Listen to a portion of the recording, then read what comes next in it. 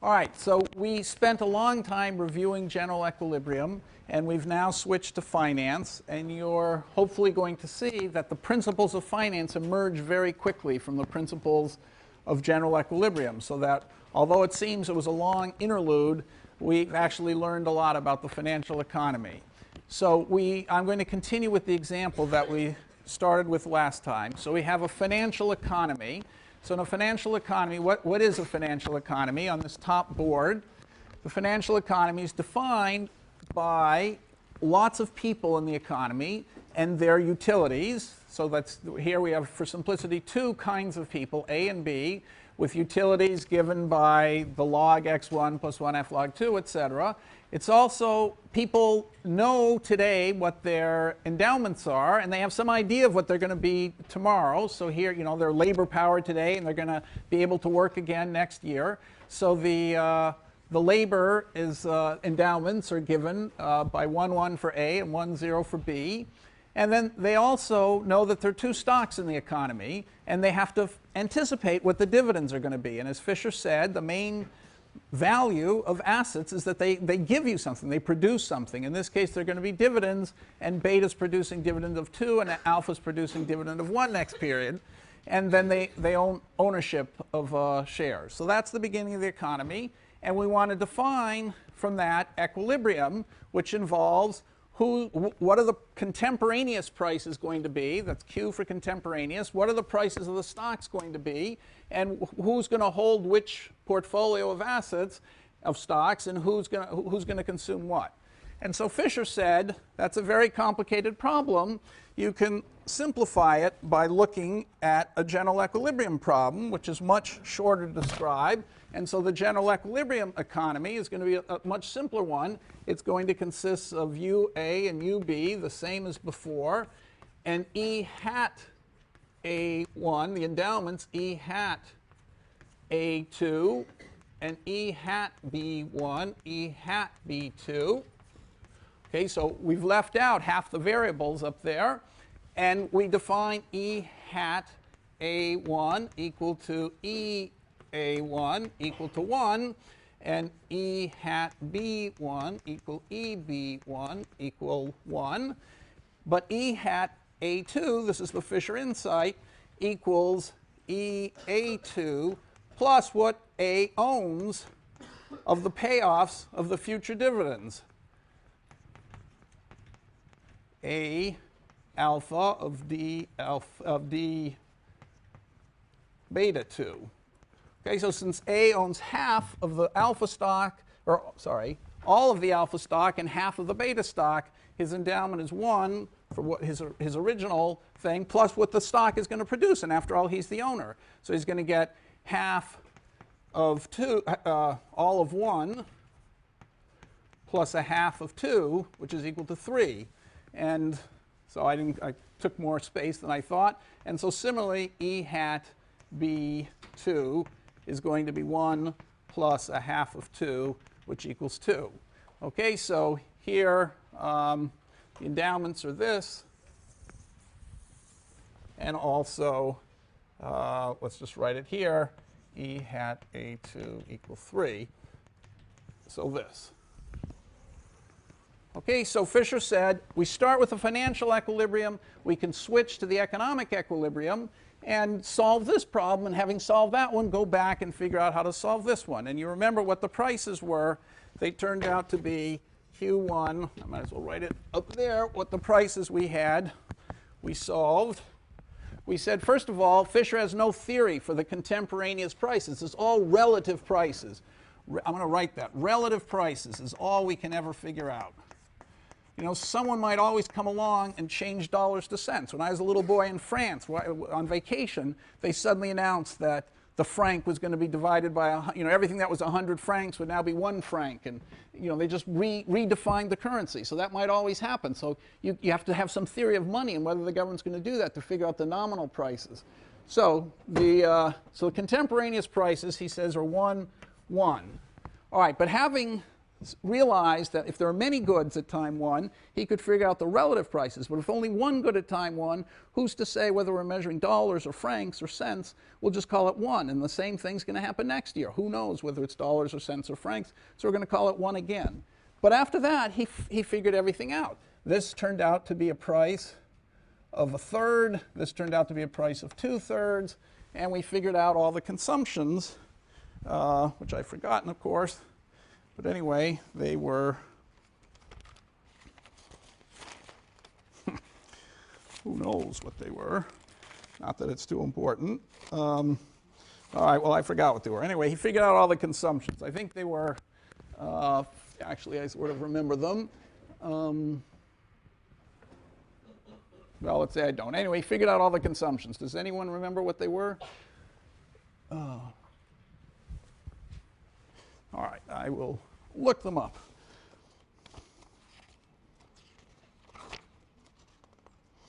Four-thirds, 2, 2/3, 2. Okay, so they were 4/3 and 2 and 2/3 and 2. And 2/3 and 2.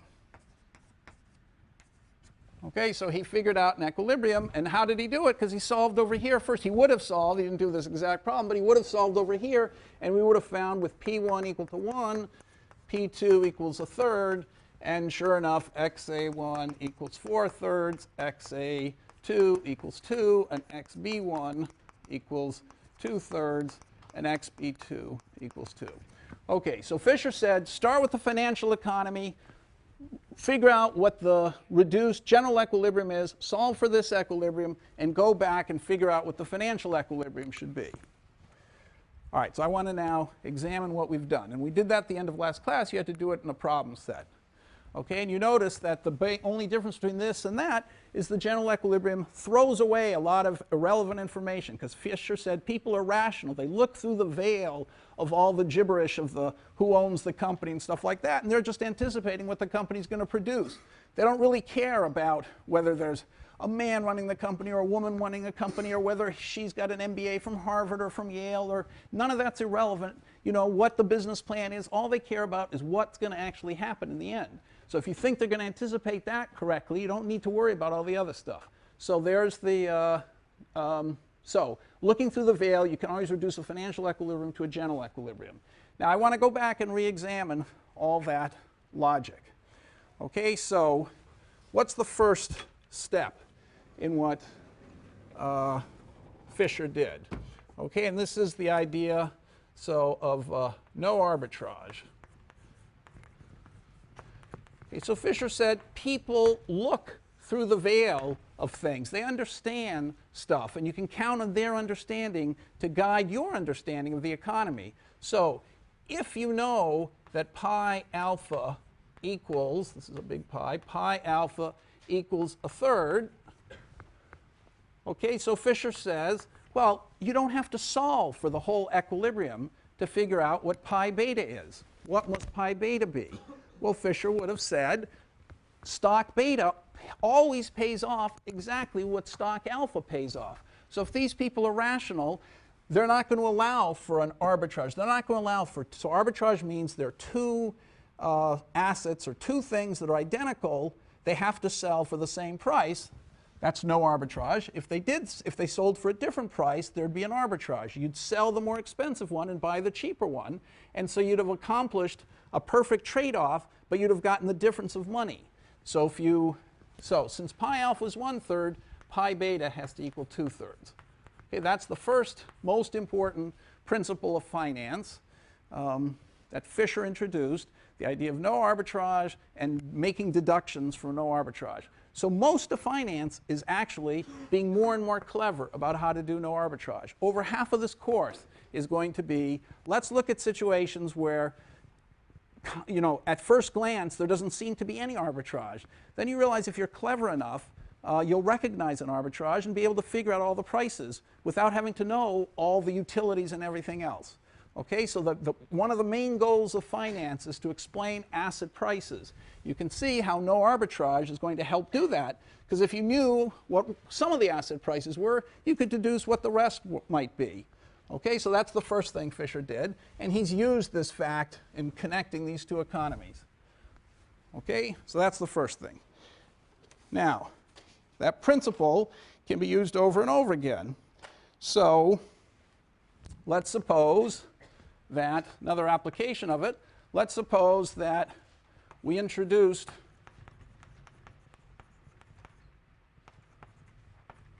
a nominal bond with payoff $1 in period 2. And suppose, as before, that Q1 equals Q2 equals 1, as we've already supposed. Okay, so can we figure out? So then, by definition, the price of this bond is equal to 1 over 1 plus I, where I is the nominal interest rate.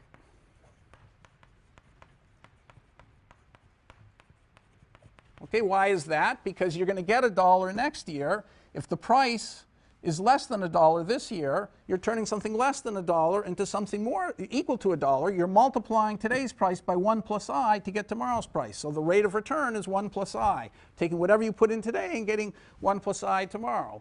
So what is 1 plus I? So by no arbitrage, we can figure out what 1 plus I must be.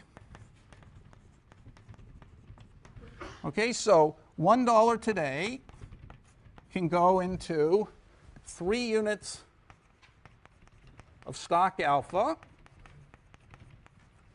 which goes into 3 units of XT, X2 as dividends, okay, which equals $3. So you take $1 today, by buying stock alpha, you can get 3 units of it since its price is a third. And since stock alpha pays 1 unit of, 1 unit of output next period, you know that $1 today gives you 3 units of stock alpha, which gives you 3 units of good 2 as the output. And at price $1 tomorrow, you've anticipated that's $3. So by buying stock alpha, you can put in $1 and get out $3. So it means that 1 plus I is equal to 3. Okay, which means the interest rate is 200%. Okay, so that's the second thing you could deduce from that. So notice that by looking at part of the equilibrium here, we can figure out a lot of the rest of the equilibrium. So what's another application? Well, Fisher said, define the real interest rate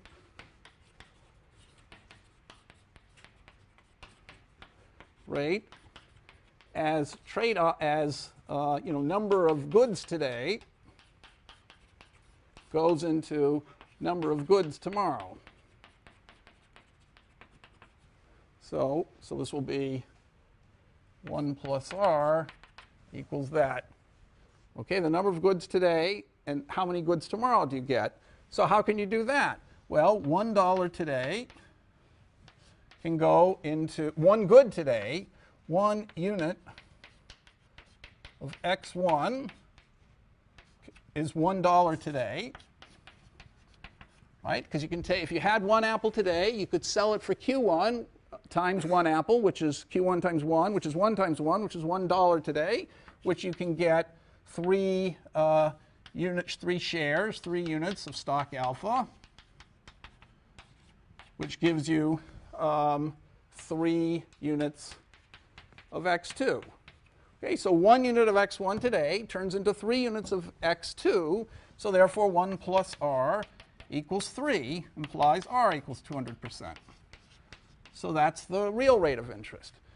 So Fisher said, so one of the tricks in going from here to here was to say that Fisher realized that people are going to look through all the gibberish of money and they're going to think about what apples are they giving up today and what apples are they getting tomorrow. They're not going to get, they're not going to be confused by all the holding of assets in between.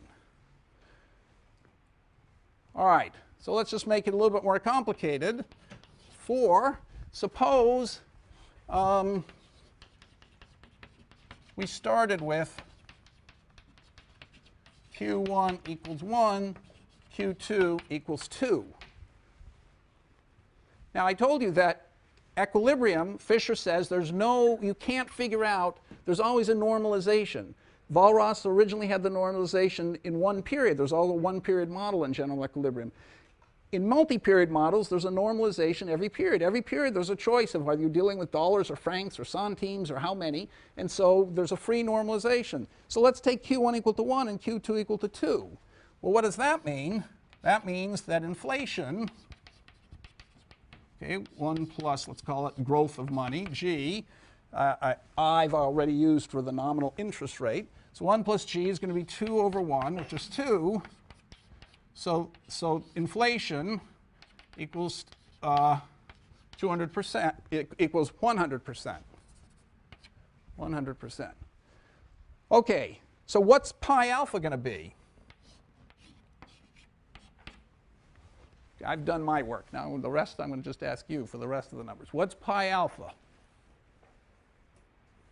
So if I resolved equilibrium, taking Q1 equal to 1 and Q2 equal to 2, all that's kind of money stuff, so it's not going to change what happens over there. You're going to get the same equilibrium over there, and you're going to go back to over here. So what's pi alpha going to be?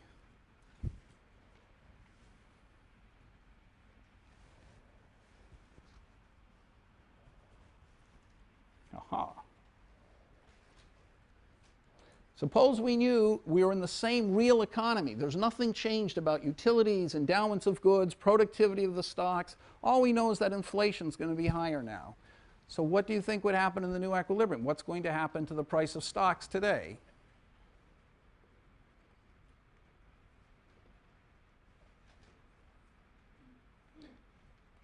Yes. Price of stock alpha. What was it before? So what was it before? One third. So it's still 1/3. Okay, so here we've got, okay, this is a big mystery in finance, big question in finance. And now, okay, so you see why it's puzzling. You didn't get the answer right off, although she did. But so you just have to think about it a second. If you really thought that people, when they were buying and selling, only bought a stock because they said to themselves, how many apples am I going to get out of this stock? I don't care about dollars and centimes and francs. I'm not going to eat that. I'm going to eat the apples. And maybe I'll get the apples and sell them and eat pears instead. But I care about the goods I'm going to get. So I look through all the veil. I should recognize that the stock, although it's now going to pay twice as many dollars as it did before, okay, so it's going to pay $2. That's how someone guessed 2. Someone said 2. Okay, so how did he get 2? I didn't even realize how he came up with the number 2. He came up with the number 2 because he said, well, the stock is paying 1 apple tomorrow. The price of apples is now 2, so it's paying $2 tomorrow. So maybe it should be worth $2. Its price today should be 2. But no, that isn't how much the stock is worth. The stock is worth, solving for this general equilibrium, supply and demand. And so the stock, we already calculated before that the stock was 1/3. So the price of the stock is going to stay 1/3 because the apples it pays tomorrow hasn't changed. Still the same 1 apple. Now, how did we know the stock was priced at 1/3 before? Well, okay, so what was the stock in general? What's the price of the stock? Price of the stock, okay, remember, is how did we get it by going from here to here? We said it's going to equal the price of the stock divided by P1. Okay, now the stock is only paying a certain number of goods. So the value of the goods today, okay, this is going to equal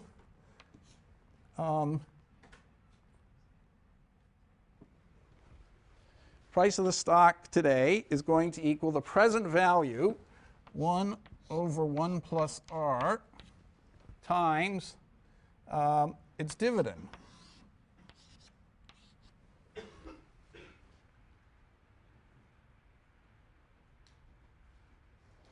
Well, the price of this, so I'll write it this way. The price of the stock is P2 times this. Let's just write this. Okay, what would Fisher say? Fisher would say, how did we get the price of the stock from going from here to here? We got the price of the stock by saying, by saying the stock pays off one good tomorrow, okay, but one good tomorrow is only worth a third of one good today. So therefore, the value of the stock is only equal to a third times 1 equals 1/3.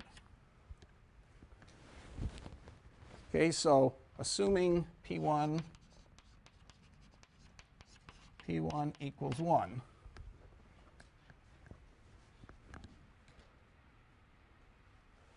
Okay, so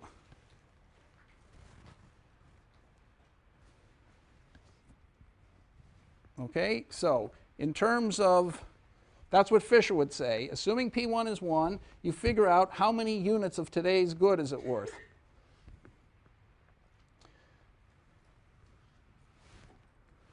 Okay, now if P1 isn't 1, then what do you do? Suppose P1 were 5 and P2 were, or P1 is 6, let's say, and P2 is 2. Then what would you do? You'd have to say P1 times pi alpha is equal to d alpha 2. Okay, so if you multiplied all the prices by, am I putting the P1 down at the bottom or the top? If you multiply all the prices by 3, just leave it like this. We'll say if pi alpha equals P2 times d alpha 2. Okay, if you measure in terms of goods, that's how you do it. Now what would, so if you take this is also equal to 1 over P1 divided by P2, if P1 is 1, so assuming P1 is 1, okay, times d alpha 2, okay, which is 1 over 1 plus r times d alpha 2. Okay, so Fisher said, so here's his famous equation. Fisher said, the way to figure out the value of a stock, if you solve that problem over here, is to look at its dividends and discount them by the real rate of interest.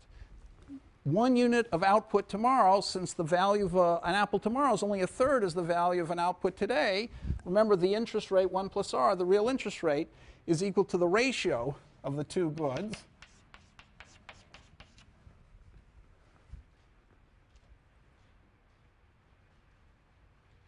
Okay, so P1 over P2 is just 1 plus r. 1 plus r is P1 over P2. So, okay, I'm not saying anything, I'm making something simple seem more complicated, sorry. So let's just say it again. When we solved that equilibrium over there, we figured out that P2 is only a third of P1. The price, when people think today, how much would I give up of apples today to get an apple next year? They don't think apples next year are worth nearly as much as apples this year. So they'd only give up a third of an apple this year to get an apple next year. P2 is the amount you give up today to get an apple next year. So it's a third. Another way of saying that, if P1 is 1, is that the real interest rate, the trade-off between apples tomorrow and apples today, which is P1 over P2, because 1 apple today can give you 3 apples tomorrow, so P1 over P2 is 3, okay? So 1 plus r is 3. So the apple tomorrow is worth P2 times the dividend. That's just 1 over 1 plus r times the dividend, okay? So the value of a stock is the real dividends it's paying in the future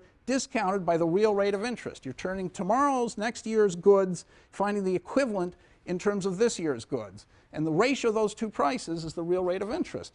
And so that's how you would get it. So another way of saying the same thing is you could turn cash next year into cash this year. So assuming Q1 is 1, another way of saying that is 1 over 1 plus I times d alpha 2 times Q2. Okay, so you take the nominal rate of interest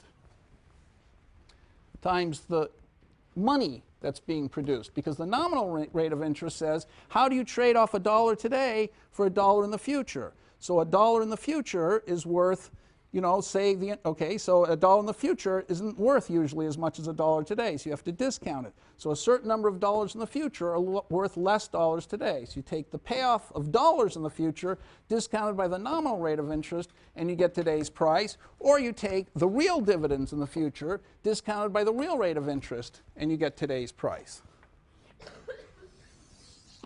So both those things are an application of the principle of no arbitrage looking through the veil. Okay, so what would the nominal interest rate be in this case? In this case, you see, how did I know the P alpha was still a third? Because the real interest rate hasn't changed. It's still 200%. So D alpha 2 is 1, and I'm still multiplying by 1/3, so I'm still getting a third for the price of alpha. Okay, so that's how she knew that the answer should stay a third, because she knew nothing real had changed in the economy, therefore the real interest rate couldn't have changed, therefore the price of the stock still had to be the same. So how could we have used this formula? We have to know what the nominal interest rate is. So what is the nominal interest rate? How much, if you put in $1 today, how many dollars can you get out in the future in this new economy where there's 100% inflation? Yes? Okay, so that's right. Now, how did he do that? Because let's just do it. You take $1 today. At price Q1 equals 1, you can buy 3 units of alpha still, because its price is still a third. Okay, and that tells you that you get 3 units of X2. That's the dividend of 3 units of alpha. Each share of alpha pays one apple. So now you get 3 apples, but that's equal to 3 times 2, because the price is 2, equal to $6 tomorrow. So you've turned $1 into $6. So 1 plus I equals 6 over 1 implies I equals 500%. That's exactly what he said. Okay, so to say that, you know, just more simply, the real rate of interest, 1 plus R, this is the most famous equation Fisher ever wrote, is 1 plus I divided by 1 plus G. Okay, so this is called the Fisher equation. Well, his two famous equations are this, just called the Fisher equation, and this, which is called these two things, which are the same, are called the fundamental theorem of asset pricing.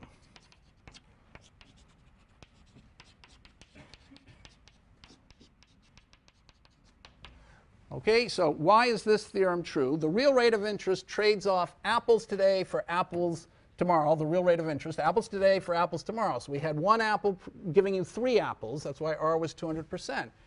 Well, if inflation is 100%, so this is 2, okay, 1 apple today gives you 3 apples in the future, but that means 1 apple today gives you $1 is 1 apple today gives you 3 apples or $6 in the future. So that's why.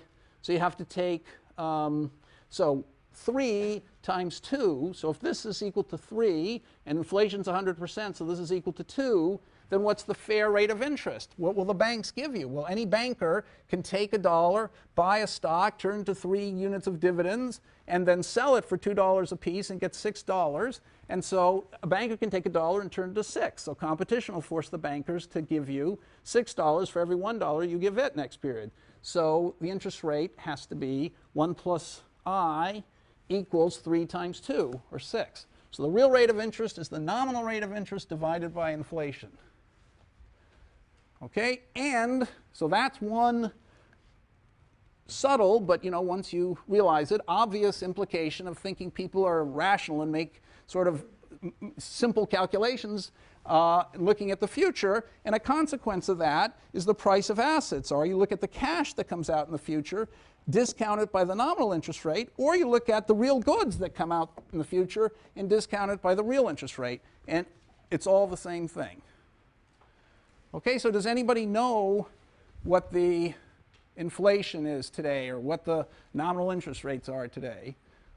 So I is the nominal interest rate, the amount of interest you put in the bank and what they'll pay you at the end of a year.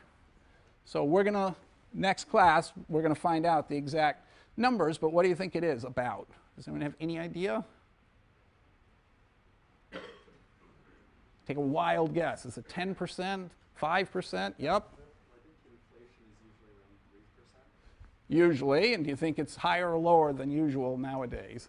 Probably lower. Okay, that's good. So let's say it's around 2%. So that means this is 1.02.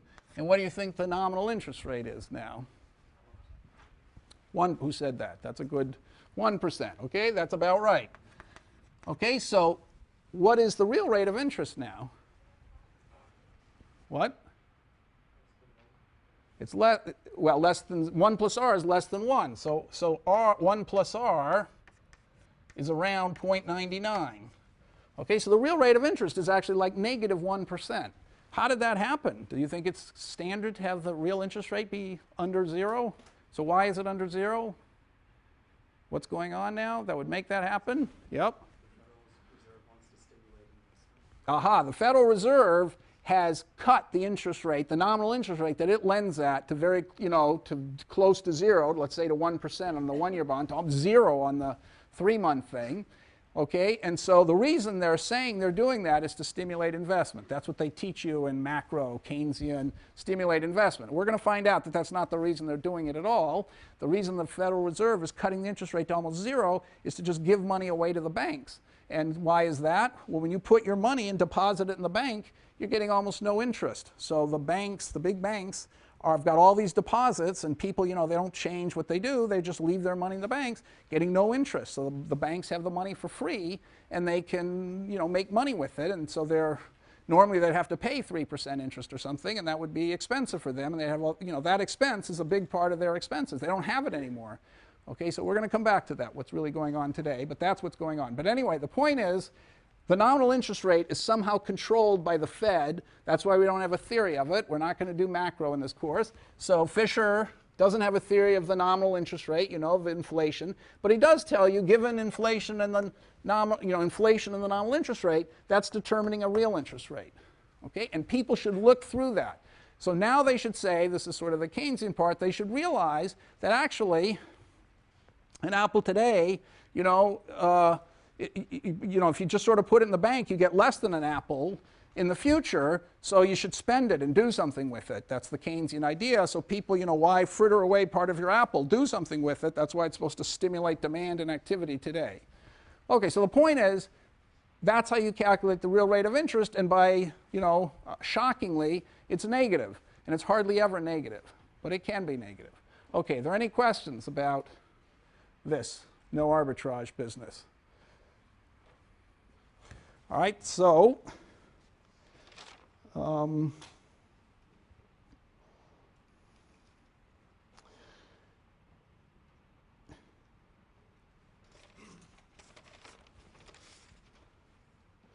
okay, so let's do one more trick here, Fisher thing. Suppose that a new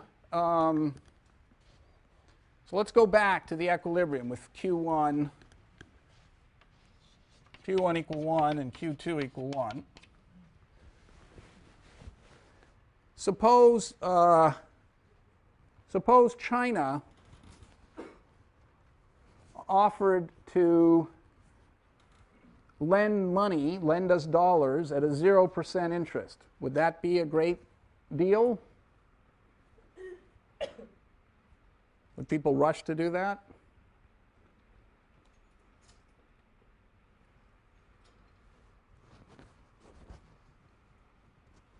This is the equilibrium we solved over here already.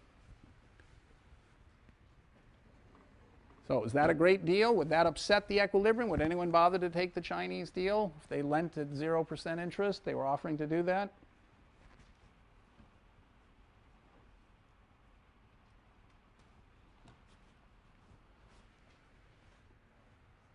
What? No. They wouldn't take it? We're back here. What's the nominal interest rate in this economy? 200% interest. So if you want to borrow in this economy from another American, you have to give the guy 200% interest. Here the Chinese are offering to lend you at 0% interest. So yes, everyone would rush to take the thing, and okay, and that would have a big effect on what the equilibrium was if the Chinese were willing to lend money at such a low rate of interest. Okay, let's try another question. Suppose you could turn Suppose you invented a technology, new technology. New technology turns 1 unit, 1 apple today, into 2 apples tomorrow. Is this something people would rush to do or not? Suppose someone, inventor, figured out how to do that. Would he rush to do it? Could it be used to help the economy? So let's put it this way. Could this new technology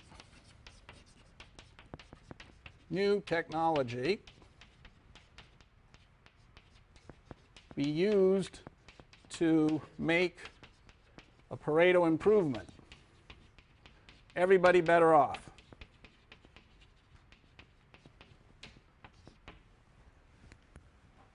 Yep. No, because an apple tomorrow is worth less than half of an apple today. It's worth a third of an apple today. So no one wants to do that. Okay, so that's exactly the right answer. The answer is, actually you're answering 2 questions. I asked 2 questions. One is, could it be used to help the economy make everybody better off? If a social planner was in charge of things and the Chinese invented this new technology, or some American in Alaska invented this new technology, you know, should the government use the technology, and could it use the technology to make everybody better off? The answer to that is no. And then the answer to a second question is, suppose the guy in Alaska discovered it himself. He couldn't care less about the Pareto improvement and helping other guys or the American planners or anything. He just wanted to make a profit for himself. Would he make a profit? The answer is no, because the real prices, Fisher would say, are 1 1/3. Okay, and this would, no matter how you look at it, the interest rate is 200. He's losing money because he's giving something up that's worth 1, and he's getting something that's only worth 2/3. So he'd be losing money to do it. He'd lose money. So we could prove that even. Okay, so the answer is no. That's the first question, and nobody would do it anyway. And fortunately, nobody would choose to do it, choose to use it. Use it because it loses money.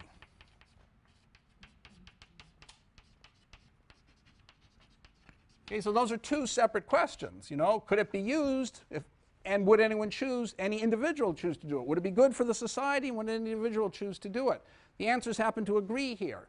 So why can't it be used as a Pareto improvement? What's the proof? What's the proof of this? That it can't be. The answer is no. What's the proof?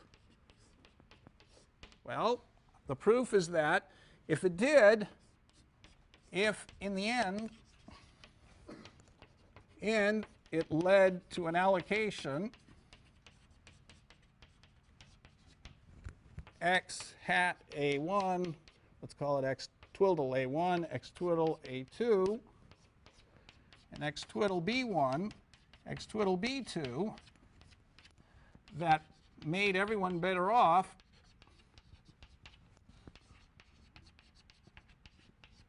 okay, then, well, we give their old proof.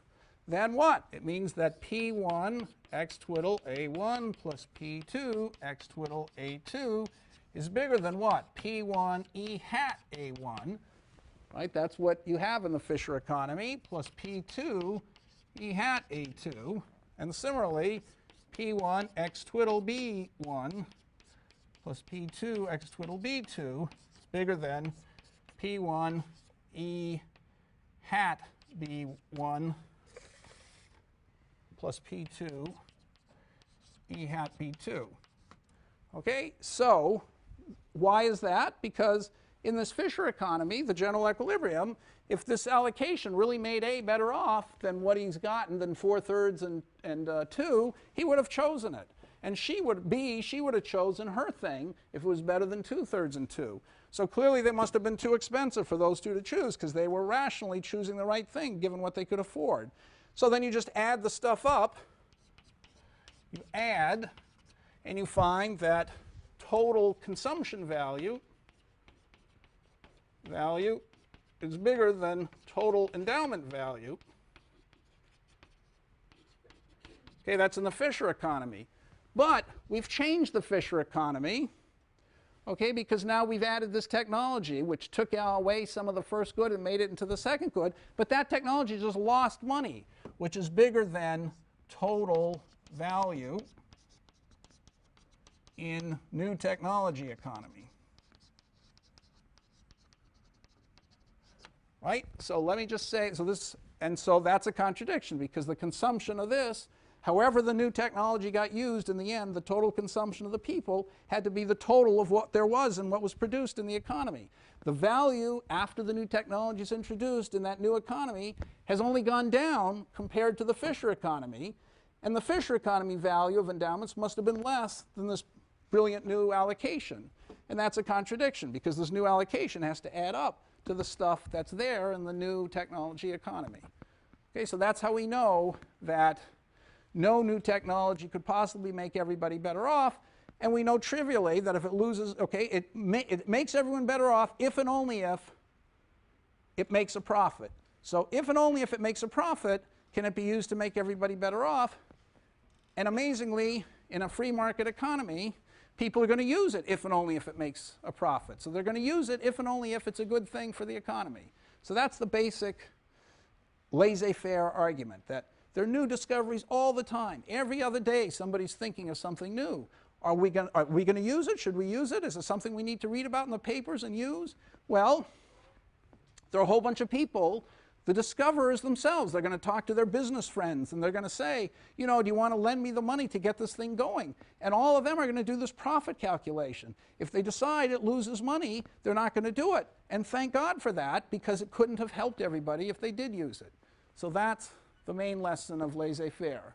So let me just put this in perspective a little bit. In the old Russian economy of the 1930s and 40s, there was no profit system. So the central planner had to figure out, should a new invention be used or not? So every time there was a new invention, a committee had to get together of central planners and decide whether to use it or not.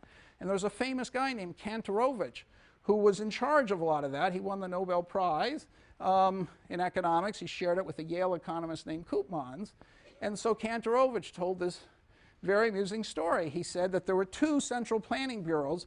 One was in charge of allocations and one was in charge of prices. One had to set the prices, the other had to set the allocations. And of course the whole message here is that you have to combine these. You don't know whether it's worthwhile to change the allocation until you know whether the new technology is going to make a profit or not. And here they had the two things separated. They were telling people what to do before knowing whether they made a profit or not, because they didn't have prices, because there weren't free markets. But anyway, so, okay. So the bottom line of the Fisher story is that you take this complicated financial economy, you reduce it to something very simple that you learned how to do in your freshman year or your sophomore year, solve that, and you go back to this and you can understand a lot about this economy. That's something that most people didn't realize at the time and still don't realize now. So you ask a typical person, if there's inflation, that means the value of the stock is going to be, the dividends next year is going to be higher. Is that going to raise the value of the stock today? Just like he said, yes, of course, because it makes the price of the dividends higher tomorrow. Fisher would say, no, it doesn't change anything real in the economy. If there's more inflation, there'll be a higher nominal interest rate. So the discounted by the higher interest rate payoffs of the stock will give you the same stock price as before. Okay, so we're going to do a 1,000 examples of this, but are there any questions about this? Yes? Can you just review your argument at the end? I'm just having a very hard time reading. Yeah, sorry, I don't know if this is in the way, by the way. Okay, so this is the argument we gave a few classes ago, I forgot when. We said, how do you know that a final allocation that emerges as a competitive equilibrium is Pareto efficient? And the argument was, if you can do better, that means make everybody better off, then each person, if you look at the value of what they're getting under the new regime, it must be more than the value of their endowments. Otherwise, they would have chosen the new regime. And nobody chose it. That means everybody would have had to pay more for this new regime allocation than the value of their endowments. Okay, so this is more than that for person A, and person B's consumption is more than the value of his endowments, his extended endowments in the Fisher thing, under this new regime than the value of his endowments. You're following that? Okay, then the next step was to add all this up. Okay, now notice, however the new technology affects the world, obviously people can only eat what's being produced. Everything that's being produced is part of somebody's endowment. So if the new technology, you know, if Mr. A invents the new technology, he gives up some of his good at time 1 to get more of the good at time 2. So his endowment has changed, but he's got a new endowment, but it's still his endowment. So whatever the new allocation is, it has to add up to the new endowment. Now I haven't even bothered to write down the new endowment. But I know the value of that new endowment, whatever it is going to be less than the value of the old endowment, because the new technology loses money. Okay, so the contradiction is the value of the new endowment after the technology is used at the old equilibrium prices is lower than the value of the old endowment at the old equilibrium prices. But that, since it's true for every person, in the aggregate, that's less than the value of this new regime consumption. And that's a contradiction, because the new regime consumption, that's all this stuff, has to equal exactly the total endowments in the economy to begin with. That's the contradiction. Okay? So you can't make everybody better off. That simple argument, which, as I said, my advisor, Ken Arrow, another guy at Yale named Gerard Debreu, both of them were working at the Coles Foundation, which is part of Yale. That proof that they gave is the most important, simplest and most important argument in all of economics. Okay? So we get as a conclusion that, putting it another way, that owners of firms should maximize the value of their firms, the stock market value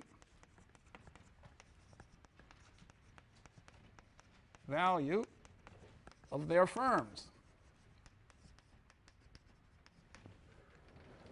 And thank God they do, because if they find some, new way of producing that's going to lose money, it's going to make the stock market value go down. Remember, the stock market value is just the same calculation, the value of all the output they're producing. If they find some way of losing money and they try to use it, it'll make their stock market value go down. That's why they're not going to do it.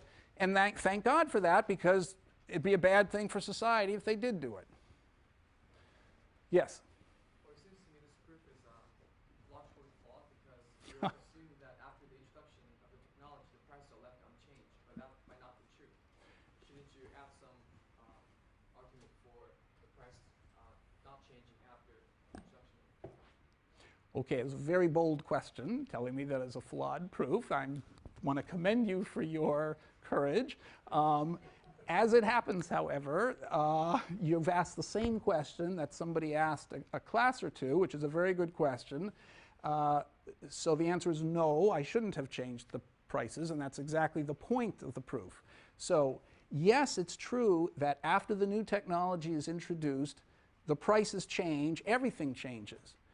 But we don't have to worry about all that complication. After all the changes, there's going to be some final allocation of goods that supposedly makes everybody better off.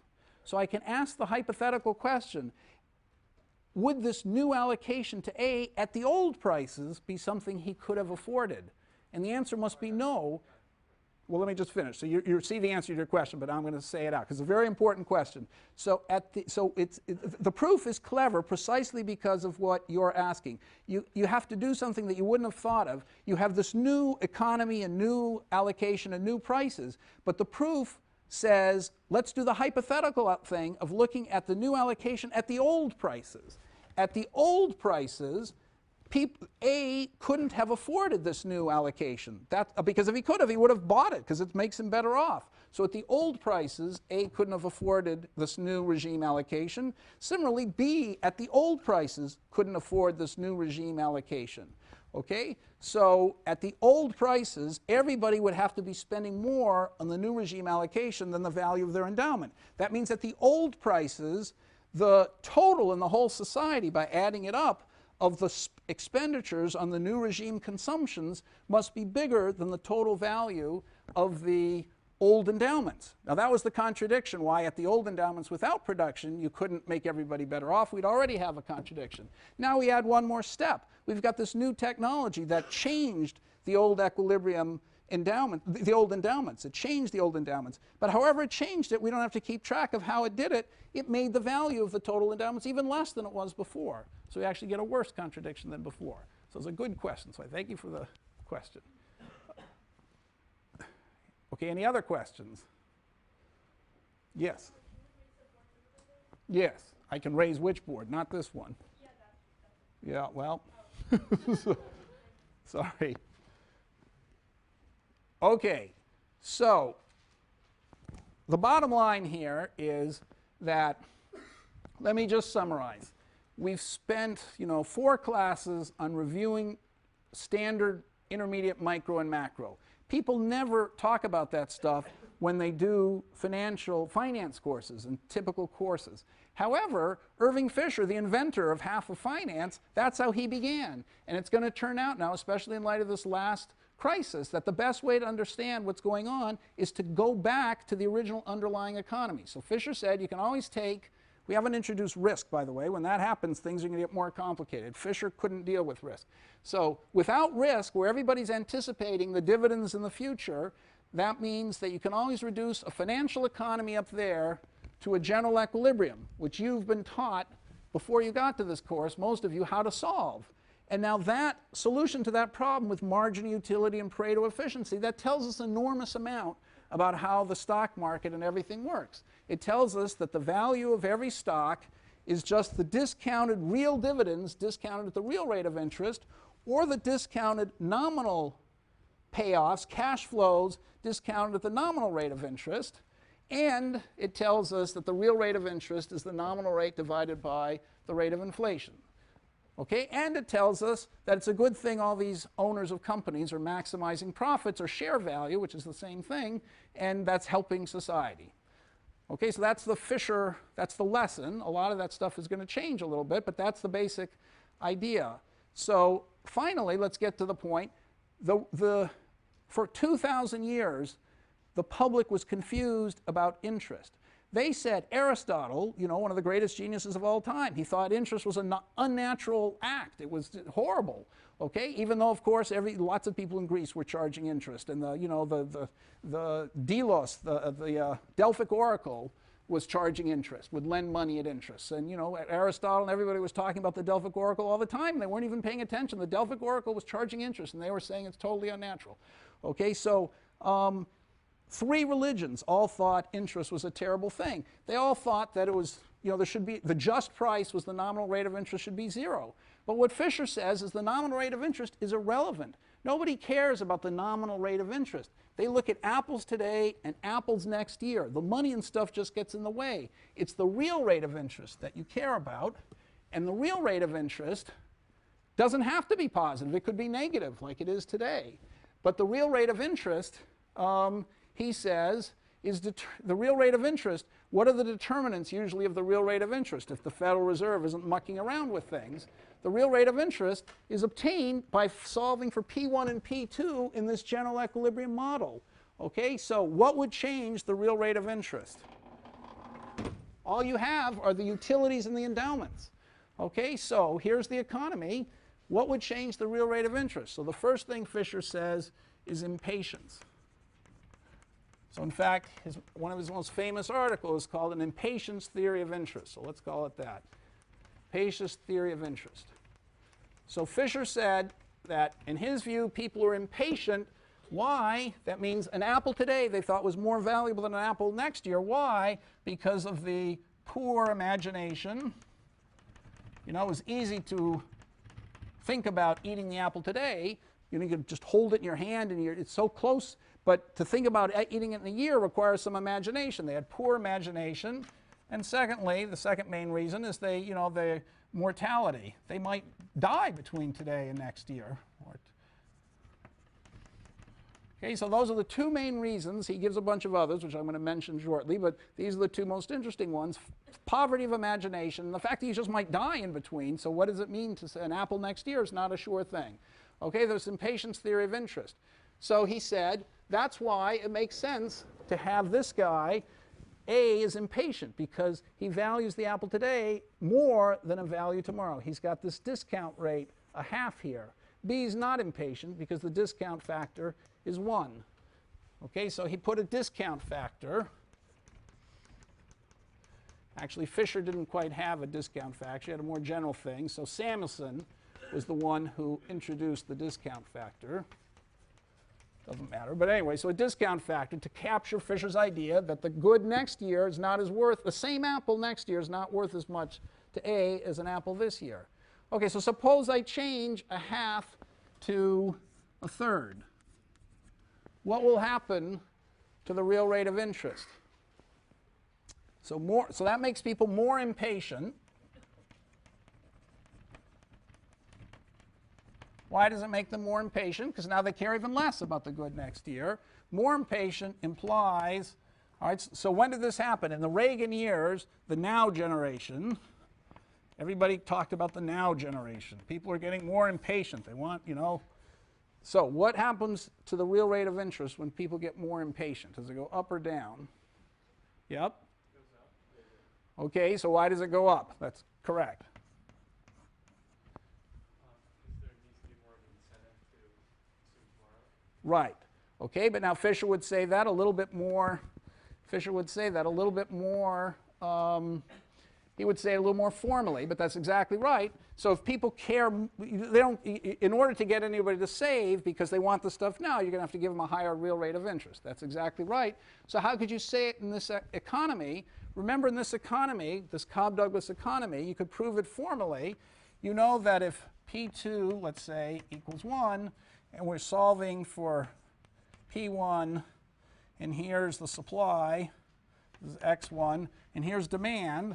So remember, X1, A is going to be something like EA1 plus, it's P1 EA1 plus P2 EA2 times, 1 over, sorry, let's make this better, XA1 equals 1 over 1 plus delta, where delta, what's called delta the discount.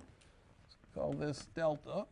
Okay, so the discount, so, right, to get these to add up to 1, I take 1 plus delta, so the weight on this thing is 1 over 1 plus delta times this divided by P1.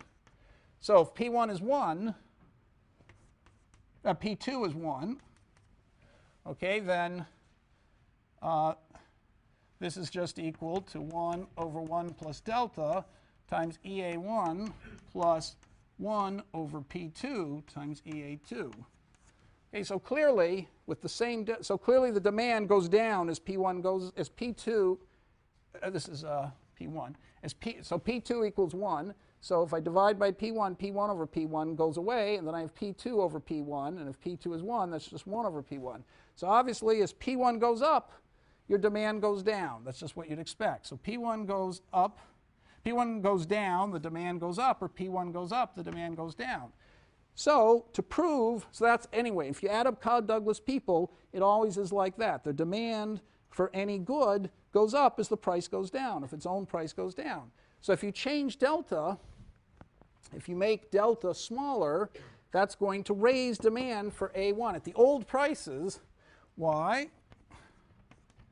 At old equilibrium prices, the same trick as before, at old equilibrium prices, what's going to happen? Delta goes down, like we just said, implies XA1 goes up. Okay, so there's guys demanding more now. Okay, but if he's demanding more at the old equilibrium prices, okay, okay, so at the old equilibrium prices, he's demanding more. So the only way to clear the market is to raise P1, implies P1 must go up to clear the market. Okay, so this is a formal proof of what he just said. So the common sense maybe is enough for you. If you care less about the future to get anybody to save, you're going to have to raise the interest rate. To say it formally, if you resolve for equilibrium with a lower delta, at the old equilibrium prices, this guy, at the old prices, A would now shift and try to demand more of good 1. But if he demanded more of good 1, that would mean too much demand for good 1. And the only way to clear the price of good 1 is to raise the price, P1. But if you raise P1, holding P2 fixed, That's just P1 over P2 is the interest rate, so the interest rate has to go up. So that's your argument made formal. Okay, so that's his impatience theory. That's the main determinant of interest, according to Fisher. What's the second one? Okay, he says, suppose people more optimistic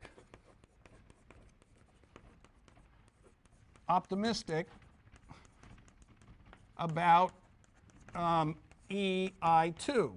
Everybody thinks the world's going to be much better next year. We're going to have more endowments. What do you think is going to happen to the interest rate? The real interest rate. Somebody else.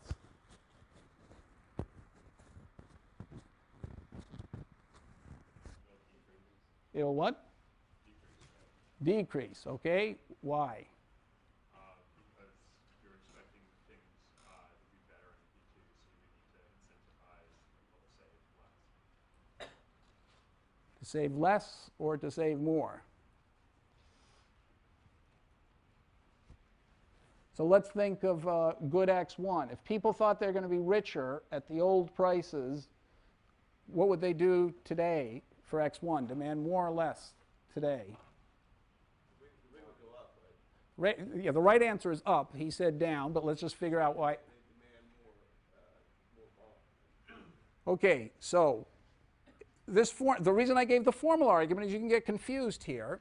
So let's just do the intuitive one. So you had the idea back there of the intuitive one. You just got it backwards, but you're on the right track. The point is there's going to be so much stuff around for people to eat tomorrow, you've got to get them to want to eat all that extra stuff tomorrow. So you have to give them an incentive to want to eat all that extra stuff tomorrow. So you have to raise the interest rate, not lower it. So you had the right idea, the wrong conclusion. Now, how can you actually give a formal proof of that so you know you're not confused? Again, like his question, so he asked, okay, at the old prices, what's going to happen to the demand for X1? At the old prices, since you're going to be so rich in the future, you think you're just incredibly rich now. So of course you're going to consume more today. So there's going to be more demand today, and the endowment today hasn't changed. So there's going to be more demand today with the same endowment today.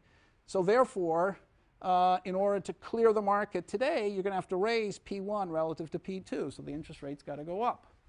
Okay, so is that clear? That it's a little surprising, okay? But so let me say that again. If you increase the endowments tomorrow, the supply today of goods hasn't changed, but people are richer tomorrow. So clearly they're going to take, they're going to consume this fraction of their wealth. Their wealth is up. You tell anybody, you're going to be rich, next year, you're going to be worth a fortune. The normal person, Cobb Douglas person is going to consume more stuff today, anticipating he's going to be so rich tomorrow. He's going to borrow against tomorrow's wealth. And so therefore, in order to clear today's market, where the supply hasn't changed, with all these people trying to eat more today, you have to raise today's price relative to tomorrow. That's raise the real interest rate. Okay, so what's a third example? Suppose, this is the Fisher's most famous one, suppose you transfer wealth from poor to rich. What would happen?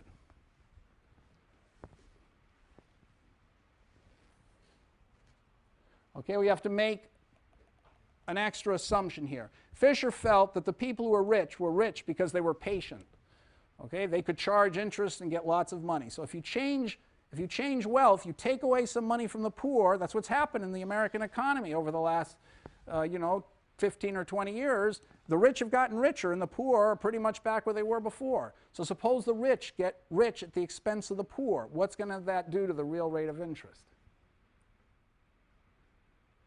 Okay, I'll hang on a second. Yep.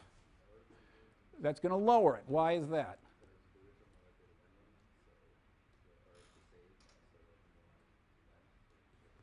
Okay, so there's an intuitive way of saying it, which is that the rich, because they're patient, are probably the lenders. Now they're even more willing to lend, and so the interest rate has to go down to get these other people to borrow.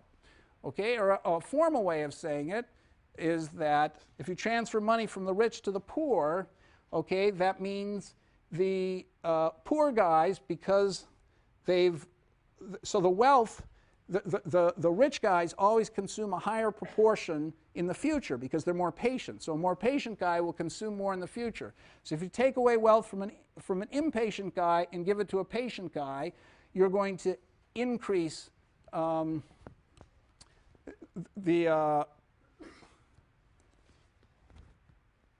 you're going to make more, the economy is going to be more in the hands of the patient people, and so the patient people, the mix is going to change. People on average are more patient than they were before, so on average in the economy they're going to consume less than they were of today's goods, and so the shift is going to be in this direction, right? Because you've made people, a lot of them impatient, a lot of patient. You've increased the patient ones and increased the impatient ones, so in balance you're going to decrease demand today because it was the impatient ones who wanted to eat today and the other guys were willing to wait. Now the guys who are willing to wait, these guys don't have any money. They're the ones doing all the consuming today, and now can't afford to do much consuming. So you're going to reduce consumption today. So to get the market to clear again, you have to lower the interest rate this time. Okay, so those are three famous conclusions of Fisher.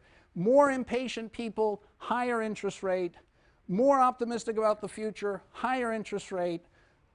Transfers from the poor to the rich, lower interest rate.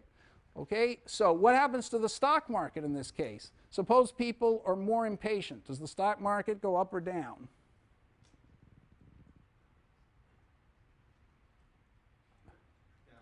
Down, because the stock market price is just this. The real interest rate times the dividends. So I haven't told you the dividends changed. So if the dividends are the same and the real interest rate's gone up, the stock market's gone down. So what happens if impatience, suppose people are more optimistic about the future. So not about the stocks producing more, but about whether there's more stuff in the world. Their own endowments will be bigger. The stock market's going to go down. Okay, that one's a little subtler because they could be optimistic about the stock prices, about the stocks producing more, so that's ambiguous. So let's do the third. Suppose you transfer wealth from the poor to the rich. What's going to happen to the stock market? It's going to go up. So what happened in the last 20 years? The rich got richer, the poor got poorer, the interest rates got lower and lower, and the stock market got higher and higher, just as Fisher would have said. Okay, so I want to now end with just Fisher and Shakespeare. So I'm going to go over it just a couple minutes. Okay, so maybe I'll have to start with Shakespeare.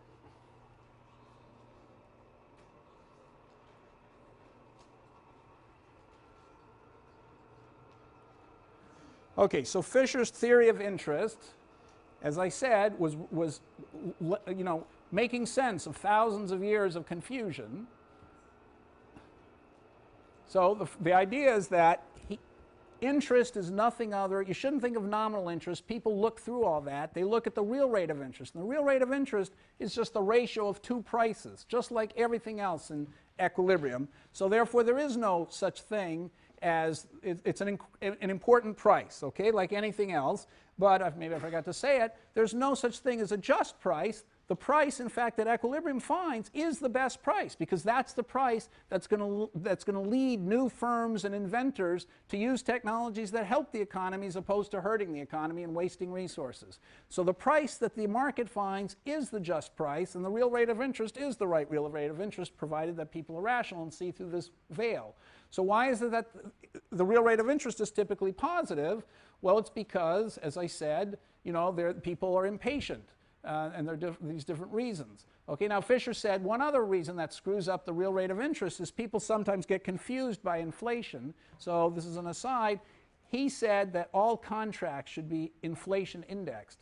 And he forced his Yale secretary and his secretaries at his company to change their contracts to get, I guess his Yale secretary is probably wrong, the secretaries at his business, Remington, he forced them to accept deals where their wage was indexed to inflation.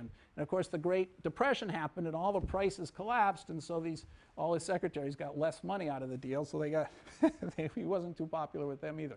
But anyway, so okay, he says impatience is a fundamental attribute of human nature. Okay, as long as people like things today rather than tomorrow, there's going to be interest. So interest is, as it were, impatience crystallized into a market rate. Okay, and the reasons for impatience are this foresight, lack of foresight, possibility of dying, and then he talks about self-control and stuff like that. The greater the foresight, okay, etc. And now he has this racist view of the world, which I think is worth mentioning. So he compares the Scotch and the Irish, okay? So the Scotch are patient, the Irish are totally impatient, okay? And then no self-control, and it gets worse and worse. I can't show you all this, okay? So Holland, Scotland, England, France, these are all the places like his family was probably from. They're incredibly patient, they're wonderful, they've got low rates of interest, incredibly thrifty people. Then you look at all these other dreadful people, Chinese, Indians, blacks, Java Southerners, American Indians, and then Greeks and Italians he mentions later. Hopeless, high rates of interest, incredibly impatient. So anyway, the patient accumulate wealth, and by waiting and lending, they make production possible, because the people with all the good ideas, where they're going to get the money to produce, they're going to get it out of the patient people who are willing to wait. Okay, now, if you can wait, should I talk for 5 more minutes, or do you need to go? I was going to do maybe I should let you go. Anyway, so what I was going to say last, I won't say it, is that Shakespeare anticipated all of Fisher's impatience theory of interest and went a step further. He said, well, that's great, but you should take into account that people won't keep their promises. And if they don't keep their promises, you need collateral. And if you need collateral, that's going to change a lot of stuff. And Shakespeare already had a lot of that figured out. Most of this course is going to be about believe it or not, what Shakespeare had to say about the rate of interest and collateral. Okay, next time.